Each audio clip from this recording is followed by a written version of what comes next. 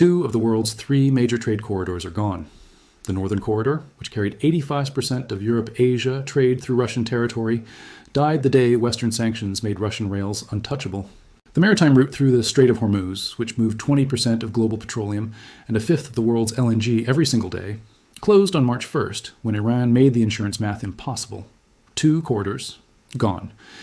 And the global economy, which moves 80% of its cargo by sea and rail, is now staring at a map with one viable route remaining. It runs through Turkey. This is not an accident. This is not a temporary rerouting that reverses when the conflict ends. This is a structural shift in the architecture of global trade that took decades to build and collapsed in weeks. And the country sitting at the center of the only remaining corridor connecting China to Europe is collecting a geopolitical dividend that no sanctions package, no missile strike, and no diplomatic pressure can revoke. Understand what was lost before you understand what Turkey now controls. The Northern Corridor was the backbone of Eurasian commerce. A train leaving Shanghai could reach European markets in 15 to 18 days via Russian territory, cutting the 35 to 45-day maritime journey nearly in half. It was fast, it was cheap, and it handled 85% of the overland Asia-Europe freight volume before February 2022. Then Russia invaded Ukraine. Western sanctions followed. European companies stopped booking Russian rail. The corridor did not slow, it collapsed. By 2024, the Northern Corridor was functionally dead for any shipper that needed to sell into Western markets without triggering secondary sanctions exposure. 85% of overland Asia-Europe trade volume had to find another way. Simultaneously, Houthi attacks in the Red Sea beginning in late 2023 had already forced container ships to reroute around the Cape of Good Hope, adding 10 to 14 days and thousands of dollars per container to every Asia-Europe maritime shipment. The maritime route was expensive and slow before Hormuz closed.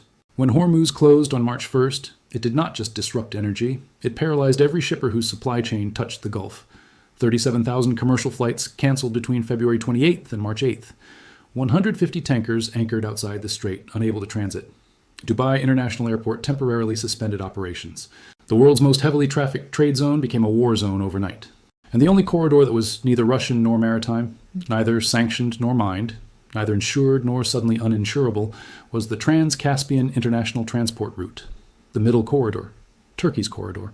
Here is the geography that makes this irreplaceable. A cargo container leaving Shenzhen today that cannot go through Russia and cannot go through Hormuz has exactly one viable overland option. It travels west through Kazakhstan to the Caspian seaport of Aktau. It crosses the Caspian by ferry to Baku, Azerbaijan. It moves through Azerbaijan and Georgia by rail to the Turkish border. It enters Turkey at Kars and moves west through the Turkish rail network to Istanbul and onward to European markets. Total transit time, 15 to 18 days.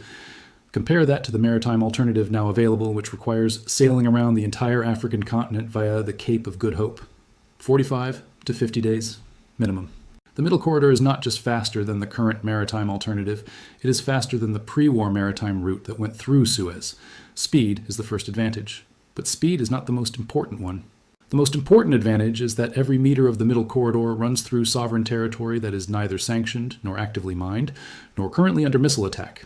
Kazakhstan is not sanctioned. Azerbaijan is not sanctioned. Georgia is not sanctioned. Turkey is not sanctioned. In a world where the Northern Corridor is Russian and therefore toxic to Western shippers, and the maritime southern route runs through an active conflict zone, the Middle Corridor is the only clean option on the map. This is why the numbers are moving so fast. Transit volume on the Middle Corridor reached 4.5 million tons in 2024, a 62% increase over the previous year. That was before Hormuz closed, before the war intensified, before 150 tankers anchored outside the strait with nowhere to go. The target for 2027 is 10 million tons annually. The target was set before March 1st. Every logistics analyst running models this week is revising that number upward.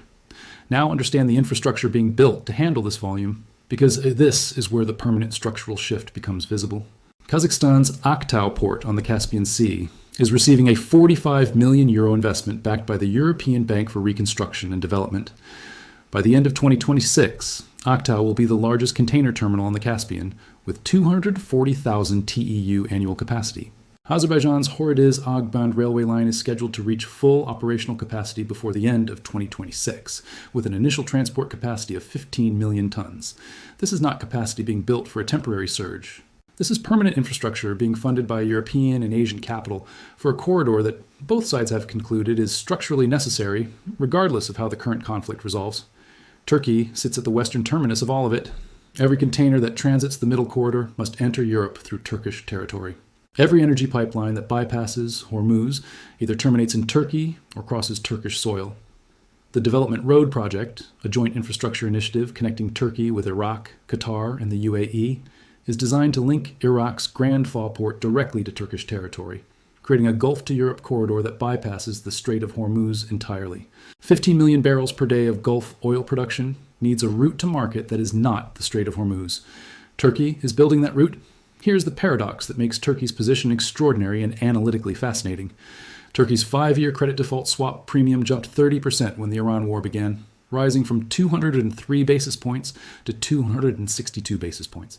The Istanbul Stock Exchange fell 8.4% from the start of the conflict. Turkish banking stocks lost approximately 20%. The Turkish central bank suspended 1-week repo auctions and let overnight rates spike to 40% to defend the lira.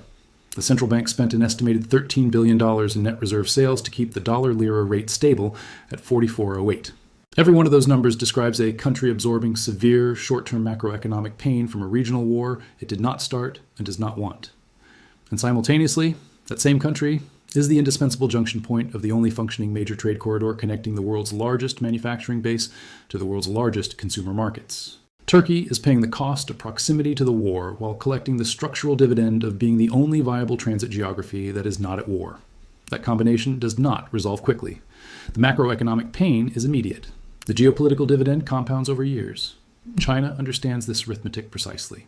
Beijing's 15th five-year plan, approved by the National People's Congress in March 2026, treats supply chain resilience as a national security imperative, not a commercial optimization problem.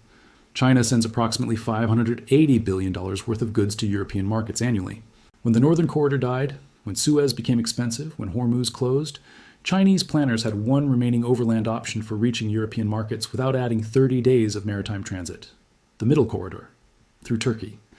This is why Chinese logistics investment in Caspian infrastructure has accelerated sharply since 2022.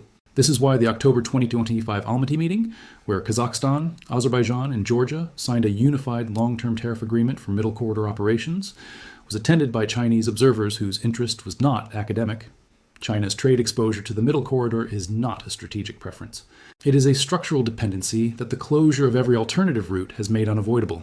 The United States and Europe are in the same position. European energy security, which lost Russian gas in 2022 and is now losing Qatari LNG to the Hormuz closure, needs alternative supply routes. Every pipeline and rail connection that brings Caspian energy and Central Asian goods to European markets without touching Russian or Iranian territory runs through Turkey. The Trans-Anatolian pipeline, which carries Azerbaijani gas to Europe, terminates at the Turkish-Greek border.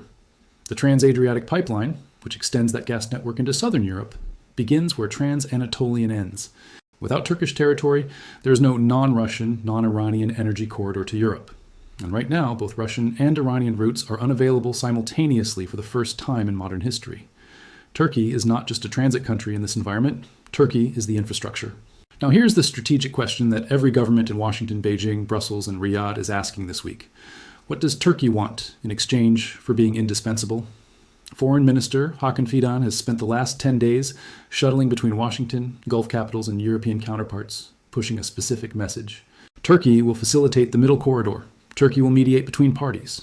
Turkey will keep its territory and its airspace stable. And Turkey will pursue diplomacy to end the war rather than escalate it. In exchange, Turkey expects the NATO defense cooperation projects that have been delayed for years to accelerate. It expects its role as the irreplaceable logistics junction to be reflected in the strategic weight it carries in Western councils. And it expects that nobody tries to route around Turkey by building alternative infrastructure that would make the Middle Corridor redundant, because right now there is no geography that makes the Middle Corridor redundant. The Northern Corridor is Russian and sanctioned.